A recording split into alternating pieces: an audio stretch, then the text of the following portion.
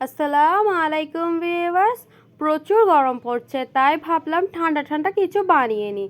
তাই চিন্তা করতে করতে ভাবলাম ডিমের পুডিংই বানিয়ে নিই।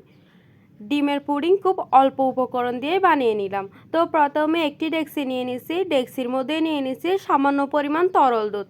আমি অল্প করেই বানাচ্ছি কারণ আমি প্রথমবারই ট্রাই করছিলাম, কারণ যতবারই বানাই আম্মুই বানাই। আর আমি হচ্ছে প্রথমবার বানাচ্ছিলাম আর আমার খুব খেতে ইচ্ছা করছিল, তাই হচ্ছে আম্মুকে বিরক্ত না করে নিজে বানিয়ে নিলাম পুডিং।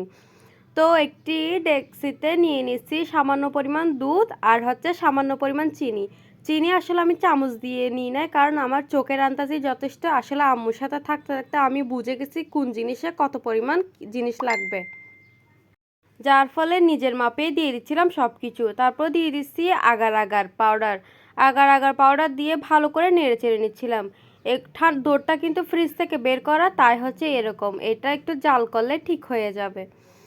তারপর ভালো করে নেড়ে নিচ্ছিলাম। ঠান্ডা অবস্থায় কিন্তু আগার আগার পাউডার দিতে হবে। গরম করে যদি আগার আগার পাউডার দেন তাহলে কিন্তু দলা বেঁধে যাবে, জমাট বেঁধে যাবে, দেখতে কিন্তু একদম স্মুথ হবে না। তাই হচ্ছে অবশ্যই ঠান্ডা থাকতেই চিনি আর আগার আগার পাউডার মিক্স করে নেবেন। আগার আগার পাউডার আর চিনি ভালো করে মিক্স করার পর চুলার মধ্যে বসিয়ে দিব। দেখেন চুলার মধ্যে বসার সাথে সাথে একদম ঘন হয়ে যাচ্ছে। আমি ভালো করে নেড়ে চেড়ে নিচ্ছিলাম। চুলার মধ্যে বসে কিন্তু কোথাও যাওয়া যাবে না, অবশ্যই সামনে দাঁড়িয়ে নেড়ে চেড়ে নিতে হবে ভালো করে। যতক্ষণ না ভালো করে ঘন হয়ে যাচ্ছে ততক্ষণ ভালো করে নেড়ে চেড়ে বুঝতে পারলাম যে এবার ঠিক আছে। তো একটি বাটি নিয়ে নিয়েছি, বাটিটাকে ভালো করে ধুয়ে পরিষ্কার করে বাটির মধ্যে সব পুডিং ঢেলে নিয়েছি, মানে সব ডো আর কি। তারপর কিছুক্ষণ নর্মালি ফ্যানের বাতাসে ঠান্ডা করে নিয়েছি। নর্মালি ঠান্ডা হওয়ার পর এগুলোকে ফ্রিজে ঢুকিয়ে রেখেছিলাম। বেশিক্ষণ সময় লাগে না, আধা ঘন্টার মধ্যেই দেখেন কত ভালো জমাট বেঁধে গেছে। আর ফ্রিজ থেকে বের করে ধরছিলাম, দেখেন খুলে খুলে আসছে, কোনো ছুরিরও প্রয়োজন হচ্ছিল না ধরার জন্য।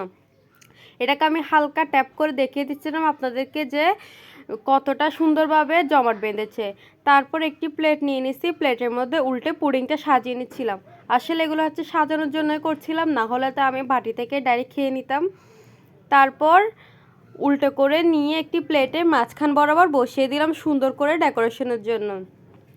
গতকালকে আমি ম্যাঙ্গো বার বানিয়েছিলাম, তো ম্যাঙ্গো বারগুলোকে কুচি কুচি করে উপর দিয়ে ডেকোরেশনের জন্য একটু করে সাজিয়ে দিচ্ছিলাম। এটা অপশনাল, আপনারা চাইলে উপর দিয়ে শুধু পুদিনা পাতা অথবা ধনে পাতা একটার পাতা দিয়েও সাজাতে পারেন, তবে আমি ম্যাঙ্গো বার দিয়ে সাজিয়েছি। আমার এই টাইমে হচ্ছে কিছু কাটতে ইচ্ছা করছিল না, তাই হচ্ছে এরকমভাবে সাজিয়ে নিলাম। এই তো সাজানোর পরে আমি হচ্ছে আবার কেটে দেখিয়ে দিচ্ছি আপনাদেরকে কীরকম স্মুথ হয়েছে জিনিসটা। দেখেন একদম সফট হয়েছে, কিন্তু খোলার পর যা দেখলাম তা দেখে তো আমি পুরোই হতাশ। দেখেন মাঝখান থেকে কীরকম জানি ফাঁকা হয়ে গেছে। আসলে আমার বসানোর সময় ট্যাপ করে বসানো উচিত ছিল।